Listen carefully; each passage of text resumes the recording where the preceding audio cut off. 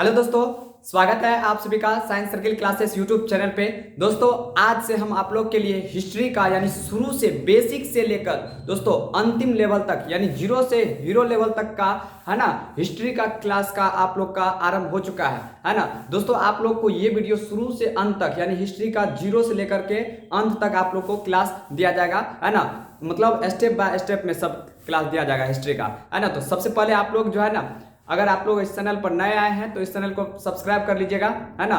चलिए दोस्तों हिस्ट्री को स्टार्ट करते हैं है ना। देखिए दोस्तों हिस्ट्री क्या हुआ, हिस्ट्री को हम लोग क्या करते हैं दोस्तों, अतीत का अध्ययन यानी जो बात बीत चुका है उसके अध्ययन को ही क्या बोलते हैं दोस्तों, इतिहास कहते हैं। उसी को क्या बोलते हैं हम लोग, इतिहास कहते हैं। क्लियर हो गया। अब देखिए इतिहास यानी बीती हुई कहानी को हम लोग दोस्तों अध्ययन करते हैं है ना, उसी को हम लोग क्या बोलते हैं, इतिहास। अब बात की जाए दोस्तों इतिहास, इतिहास का जनक किसे कहते हैं, हेरोडोटस। इतिहास का जनक दोस्तों हेरोडोटस को क्या कहा जाता है, इतिहास का जनक कहा जाता है। क्लियर। अब देखिए इतिहास को दोस्तों है ना यानी मिलने वाले मतलब पुरातात्विक स्रोत और लिखित साक्ष्य के आधार पर कितने भाग में बांटा गया दोस्तों, इतिहास को तीन भाग में। कितने भाग में, तीन भाग में। पहला है दोस्तों प्राग ऐतिहासिक काल है ना, प्राग इतिहास, इतिहास को कितने भाग में बांटा गया है, तीन भाग में। पहला दोस्तों प्राग ऐतिहासिक काल है ना, उसके बाद दूसरा है दोस्तों आद्य ऐतिहासिक काल, उसके बाद तीसरा है दोस्तों ऐतिहासिक काल है ना। इतिहास को कितने भाग में बांटा गया है दोस्तों, तीन भाग में। यानी मिलने वाले पुरातात्विक स्रोत के आधार पर इतिहास को कितने भाग बांटा गया है, तीन भाग में। पहला है दोस्तों प्राग ऐतिहासिक काल, दूसरा है आद्य ऐतिहासिक काल, तीसरा है ऐतिहासिक काल। आई होप आप लोग को यहां तक क्लियर हो गया होगा। अब देखिए दोस्तों यहां पर प्राग ऐतिहासिक काल इतिहास के उस कालखंड को कहते हैं है ना जिसमें लिखित साक्ष्य नहीं मिला है ना, यानी लिखा हुआ कुछ नहीं मिला है लेकिन पुरातात्विक स्रोत मिला है। पुरातात्विक स्रोत कहने का मतलब हुआ दोस्तों उस समय में जो सब सामान सब यूज हो रहा था है ना, जैसे मान लीजिए कुल्हाड़ी का यूज हो रहा था है ना, उसके बाद पत्थर सब जो सब भी होता था, मकान सब, ईंट सब, यानी उसका उसी को हम लोग क्या बोलते हैं, पुरातात्विक स्रोत। उसी के आधार पर हम लोग इतिहास को कितने भाग बांटा गया है, तीन भाग में। कौन कौन, प्राग ऐतिहासिक काल। तो प्राग ऐतिहासिक काल में न तो लिखा हुआ है, जब लिख लिए नहीं गया है तो पढ़ ले कहां से जाएगा है ना, यानी लिखा भी नहीं मिला है तो आप बताइए जब लिख लिए ना है तो पढ़ा जाएगा, नहीं पढ़ा जाएगा। तो यानी इस कालखंड को हम लोग किस आधार पर पढ़ेंगे, यानी यहाँ पर मिलने वाले पुरातात्विक स्रोत के आधार पर। किसके आधार पर दोस्तों, पुरातात्विक स्रोत के आधार पर हम लोग पढ़ेंगे इस ऐतिहासिक को, प्राग ऐतिहासिक काल को, यानी यहां पर क्या क्या सामान मिला गया। ठीक है। उसके बाद देखिए दोस्तों आद्य ऐतिहासिक काल की बात की जाए तो दोस्तों यहां पर लिखित मिला हुआ है ना, ऐसा कालखंड जिसमें लिखित साक्ष्य मिला हुआ है लेकिन ऐसा न लिखल गया है कि पढ़ लेने गया है, बिल्कुल डॉक्टर का राइटिंग है ना। डॉक्टर का राइटिंग सिर्फ डॉक्टरे को समझ में आता है और उसका जो कंपाउंडर होता है कंपाउंडरा को समझ में आता है उसका राइटिंग, बाद बाकी किसी को समझ में नहीं आता है। वही बात इस काल के साथ हो गया है ना, इसमें लिखित साक्ष्य मिला है लेकिन ऐसा न लिखा गया है कि पढ़ लेने गया है ना। तो यानी यहाँ पर लिखित मिला है लेकिन पढ़ा नहीं गया है।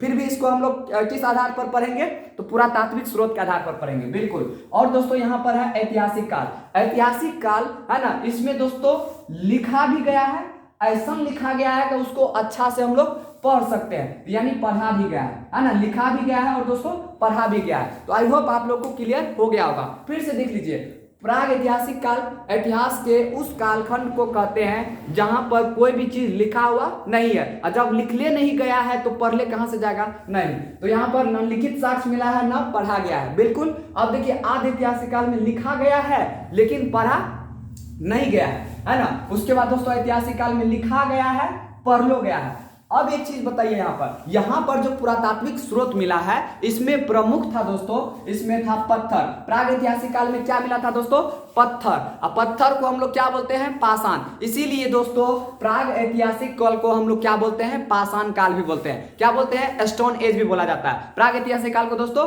पाषाण काल भी कहा जाता है। उसके बाद बात की जाए आद्य ऐतिहासिक काल में क्या चीज मिला है दोस्तों, कांसा मिला है। ये आप लोग को आगे पढ़ाया जाएगा, बिल्कुल।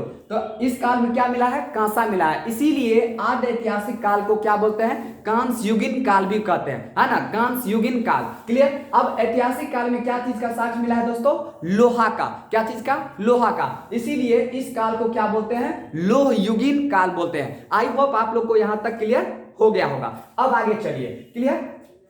अब हम लोग सीरियली वाइज पढ़ेंगे दोस्तों। पहले हम लोग प्राग ऐतिहासिक के बारे में पढ़ेंगे, है ना। जैसे ही ये समाप्त हो जाएगा उसके बाद आदि ऐतिहासिक काल में आएंगे। जैसे ही ये खत्म होगा उसके बाद ऐतिहासिक काल में एंट्री मार देंगे। क्लियर। अब देखिए प्राग ऐतिहासिक काल को दोस्तों, है ना, यहाँ पर इसको 3 भाग में बांटा गया है ना। कितना भाग में? 3 भाग में। पहला भाग है दोस्तों पूरा पाषाण काल। पाषाण काल मतलब ये पाषाण काल है। क्यों? क्योंकि इस समय में क्या मिला था दोस्तों? पत्थर, यानी स्टोन को हम लोग क्या बोलते हैं? पाषाण बोलते हैं, इसलिए पाषाण काल। तो पूरा पाषाण काल यानी इतिहास का जब शुरुआती दौर हुआ था, यानी जब मानव इस पृथ्वी पर जन्म लिया था, तब से दोस्तों शुरुआती दौर में जो इतिहास था उसी को हम लोग क्या बोलते हैं? पूरा पाषाण काल बोलते हैं, है ना। पूरा पाषाण काल का कालखंड देख लीजिए कहां से, लगभग 25 लाख ईसा पूर्व से लेकर के 12 के का मतलब हुआ दोस्तों यहाँ पर 1000, है ना। 12,000 बीसी के बीच के कालखंड को क्या बोलते हैं? पूरा पाषाण काल बोलते हैं। ये दोस्तों एक्यूरेट वैल्यू नहीं है, यानी अप्रॉक्स वैल्यू लिया गया है ना। पूरा पाषाण काल कहां से कहां तक? 25 लाख से 12,000 ईसा पूर्व के बीच के कालखंड को क्या बोलेंगे? पूरा पाषाण काल बोलेंगे। उसके बाद देखिए दोस्तों मध्य पाषाण काल। मध्य पाषाण काल में ऐसा देखिए यहाँ इसका कालखंड 12,000 से, यानी जैसे ही ये समाप्त होगा 12,000 ईसा पूर्व से लेकर के 5,000 ईसा पूर्व के बीच के कालखंड को हम लोग क्या बोलते हैं? मध्य पाषाण काल बोलते हैं। आई होप आप लोग को क्लियर हो रहा होगा। अब देखिए दोस्तों नव पाषाण काल, तो यहाँ ये जहां पर समाप्त होगा यहीं से ये स्टार्ट भी होगा। तो नव पाषाण काल कहां से? 5,000 ईसा पूर्व से लेकर के दोस्तों 3,000 ईसा पूर्व के बीच के कालखंड को हम लोग क्या बोलते हैं? नव पाषाण काल भी बोलते हैं दोस्तों, है ना। या इसको हम लोग ताम्र पाषाण काल भी कहते हैं। क्या बोलते हैं? या इसको दोस्तों, है ना, उत्तर पाषाण काल भी बोलते हैं, है ना। तो ताम्र पाषाण काल क्यों कहा जाता है? क्योंकि इस काल में तांबा का खोज हुआ था, है ना। आगे हम इसको चर्चा करेंगे। क्लियर। तो पूरा पाषाण काल क्या हो गया दोस्तों? इतिहास का शुरुआती दौर, है ना, जब से इतिहास शुरू हुआ था तो उसको क्या बोलते हैं? पाषाण, उसको पूरा पाषाण कहते हैं। यानी पूरा मतलब सबसे पहले, और उसके बाद में जो आएगा बीच वाला, अब सबसे लास्ट में आएगा नव पाषाण काल। अब ध्यान से देखिए हम लोग बारी बारी से पढ़ेंगे पूरा पाषाण काल को, है ना। उसके बाद हम लोग मध्य पाषाण काल में आएंगे, उसके बाद दोस्तों हम लोग नव पाषाण काल को। क्लियर हो गया। अब देखिए यहाँ पर पूरा पाषाण काल का खंड कितना से? 25 लाख ईसा पूर्व से लेकर के 12,000 ईसा पूर्व तक। उसके बाद ये 12,000 से लेकर के 5,000 ईसा पूर्व तक। क्लियर। और ये 5,000 से 3,000 ईसा पूर्व के बीच। अब देखिए दोस्तों ये पूरा पाषाण, ये इसे दोस्तों पूरा पाषाण काल को ही प्रारंभिक काल कहते हैं। यानी इतिहास का प्रारंभिक काल किसे कहा जाता है? पूरा पाषाण काल को ही कहा जाता है। दोस्तों सबसे पहले आदमी जो देखा गया था वो साउथ अफ्रीका में देखा गया था। कहां देखा गया दोस्तों? साउथ अफ्रीका में। तो अभी आदमी को हम लोग क्या बोलते थे? होमो। क्या बोलते थे दोस्तों? होमो, है ना। तो देखिए यहाँ पर आदमी कहां देखने को मिला? साउथ अफ्रीका में, है ना। इसी काल में, यानी पूरा पाषाण काल में ही आदमी को देखने को मिला। कहां पे दोस्तों? साउथ अफ्रीका में। इसे कौन सा काल कहते हैं? स्टार्टिंग पीरियड कहते हैं। और दोस्तों यहाँ पे इसको कहते हैं आदि मानव का काल। आदि मानव का काल कहने का मतलब दोस्तों, ये अपना रिलेशन सब कोई नहीं जानता था। कौन है बेटा, कौन है चचा, कौन है पापा, ये सब रिलेशन नहीं जानता था। जैसे ही उसका मान लीजिए कोई आदमी है और उसका पापा बूढ़ा हो गया, उसी को मारकर क्या करता? खा जाता था, है ना। यानी ये आदि करता था, यानी जो भी उसके सामने आ गया सबको खा जाता था। चाहे वो माँ हो, बहन हो, भाई हो, बेटा हो, बेटी हो, सबको मार करके क्या खा जाता था। इसीलिए इस काल को क्या बोलते हैं दोस्तों? आदि मानव का काल। इस समय का आदमी जो था वो अपना रिलेशन सबको नहीं जानता था, यानी सभ्यता का कोई यहाँ पर मतलब ही नहीं था, है ना। इसका एक ही उद्देश्य था, आदि मानव काल में जो भी आदमी था इसका एक ही उद्देश्य था कि भोजन किस तरह से मिले, है ना। यानी भोजन करने के लिए ये कुछ भी कर देता था, है ना। यहाँ तक कि अपना रिलेशन में जो भी है उसको भी मार करके खा जाता था। इसीलिए इस काल को क्या बोलते हैं दोस्तों? आदि मानव का काल कहा जाता है। उसके बाद देखिए दोस्तों खाद्य संग्राहक काल। इसी काल को खाद्य संग्राहक काल इसे कहते हैं, है ना। यानी ये अपना भोजन, है ना, अगले 4-5 दिन तक के लिए ये भोजन स्टोर करके रखता था, है ना। उसके लिए दोस्तों क्या करता था? शिकार करता था। शिकार में चाहे वह पप्पा हो, कुछ भी हो, जानवर जो भी हो, सबको शिकार करके क्या करता था? खाता था। तो इसी काल में जो है भोजन को स्टोर करके रखता था आदमी सब, है ना। मेन लक्ष्य क्या था इस आदमी का? है ना, किसी काम से कोई मतलब नहीं था। ना उसको इंटर का एग्जाम देना है, ना उसको मैट्रिक का काम देना है ना, ना उसको एसएससी सीएचएसएल का एग्जाम देना है। उसका एक ही काम है, भोजन कैसे मिलेगा, है ना। उसके लिए यह सब इधर उधर भटकते रहता था। तो इसी काल को क्या बोलते हैं दोस्तों? खाद्य संग्राहक काल, यानी भोजन को स्टोर करके रखता था ये सब। उसके बाद दोस्तों इसी काल में जैसे ही ये आदि मानव काल जो है यानी आदमी सब जैसे ही शिकार करने के लिए जाता था तो जंगल में क्या हुआ था, एक बार जैसे ही आंधी तूफान आया था तो एक वृक्ष दूसरे वृक्ष से क्या हो गया था, रगड़ा उत्पन्न हो गया था, जिसके वजह से जंगल में क्या लग गया, आग लग गया। और जैसे ही आग लग गया उस जंगल में जितने भी जानवर थे, है ना, सभी उसके चपेट में आ गया और जल करके मर गया। और जैसे ही सब जंगल में गया तो वो जानवर सबको मतलब मरा हुआ था तो पहले और पक गया था, तो उसको जो खाया ये सब बहुत ही टेस्टी लगा, है ना। ये सब का माइंड घूमने लगा कि अभी तक ऐसा भोजन हम लोग कहीं किए भी नहीं है ना। तो अब कहने लगा ये सब कि कहीं ना कहीं यहाँ पर क्या हुआ है, कुछ ना कुछ घटना हुआ है ना। तो कौन घटना, यहाँ पर आग लगा था। क्या लगा था दोस्तों, आग लगा था, है ना। और ये सब क्या करने लगा, अब आग को उत्पन्न करने के लिए एक पत्थर को दूसरे पत्थर से रगड़ा मारता था तो वहां से चिंगारी उत्पन्न होता था, तो वहां से क्या हो गया, आग उत्पन्न। और जो भी जानवर सबको मारता था उसको पका पका करके खाने लगा। यानी आग का आविष्कार कौन सा काल में हो गया दोस्तों, पुरापाषाण काल में। उसके बाद दोस्तों आखेट करना सीखा था। आखेट का मतलब हुआ दोस्तों शिकार करना, है ना। शिकार करता था जानवर सबको, बड़ा बड़ा हथियार था इसके पास, है ना। यानी जैसे बड़ा बड़ा पत्थर सबको पहाड़ पर जाता था वहां पर पकड़ ले रहता था और उधर से जानवर को हेक देता था, है ना, यानी भगा देता था, इधर से पत्थर को गिरा देता था। उसके अंदर जो भी जानवर सब होता था वो सब चिपट करके मर जाता था और फिर नीचे उतर करके उस सब जानवर को क्या करता था, पका के खा जाता था। तो यानी आखेट करता था दोस्तों, किससे, आखेट मतलब क्या हुआ, शिकार करना, है ना। तो आखेट करना सीखा कौन काल में, पुरापाषाण काल में। और देखिए दोस्तों इस काल में जो है बड़ा बड़ा हथियार यूज करता था, है ना। तो बड़ा बड़ा को हम लोग क्या बोलते हैं दोस्तों, मेघा। मेघा मतलब क्या होता है, बड़ा। मेघा मतलब बड़ा। लीथ मतलब दोस्तों पत्थर, यानी बड़ा पत्थर का जो हथियार था उसी को हम लोग क्या बोलते हैं, मेगालिथ। तो मेगालिथ काल किसको कहेंगे, तो पुरापाषाण काल को ही क्या बोलेंगे, मेगालिथ काल कहेंगे। आई होप आप लोग को पुरापाषाण क्लियर हो गया होगा दोस्तों। ये इतिहास का स्टार्टिंग पीरियड है ना, यानी जब मानव पृथ्वी पर आया था। तो सबसे पहले मानव कहां देखने को मिला दोस्तों, साउथ अफ्रीका में। क्लियर हो गया ये पुरापाषाण काल। अब देखिए दोस्तों यहाँ पर इस काल में क्या था, बड़ा बड़ा हथियार था, इसीलिए इस काल को क्या बोलते हैं, बड़ा के लिए इंग्लिश क्या होता है दोस्तों, केमिस्ट्री की भाषा में मेघा होता है। तो मेघा लिथ मतलब पत्थर, है ना, यानी पत्थर का बड़ा बड़ा हथियार था, इसीलिए इस काल को क्या बोला जाता है, मेघालिथ कहा जाता है। आई होप आप लोग को पुरापाषाण काल क्लियर हो गया होगा। अब देखिए दोस्तों मध्यपाषाण काल। मध्यपाषाण काल का कालखंड कहां तक है, 12,000 ईसा पूर्व से लेकर के लगभग 5,000 ईसा पूर्व के बीच में है। लगभग वैल्यू बोल रहे हैं, एक्यूरेट वैल्यू नहीं बोल रहे हैं, इतना ही माना जाता है। अब देखिए दोस्तों मध्यपाषाण काल, यानी इसके बाद जो काल आएगा दोस्तों वो कौन सा हो जाएगा,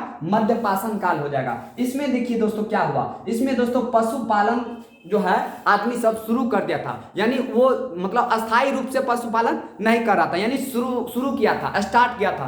तो पशुपालन दोस्तों स्टार्ट कौन सा काल में किया था, मध्यपाषाण काल में। और अंत्योष्टि कार्यक्रम, यानी इस काल में दोस्तों जब कोई आदमी मरता था तो ऐसे इधर उधर मरता था तो उसको मार कर ही क्या करता था, खा जाता था। कहा कि सब खाने के लिए जो कुछ भी मिल जाए, है ना, वो सब खाने के लिए इधर उधर घूमते रहता था, है ना। तो इसमें मरता था तो इसको खा ही जाता था। लेकिन इस काल में क्या हुआ दोस्तों, अंत्योष्टि कार्यक्रम शुरू हो गया। अंत्योष्टि कार्यक्रम मतलब हुआ दोस्तों जब कोई आदमी मर जाता था, या तो अगर वो हिंदू है तो हिंदू के प्रथा से क्या होता है, उस आदमी को जलाया जाता है ना। तो उसी को बोलते हैं अंत्योष्टि कार्यक्रम। जब कोई इस्लाम धर्म है, इस्लाम धर्म में क्या होता है कि जब कोई डेथ होते हैं, मरते हैं, तो उसको क्या किया जाता है, दफनाया जाता है। तो वही बात दोस्तों अंत्योष्टि कार्यक्रम, है ना।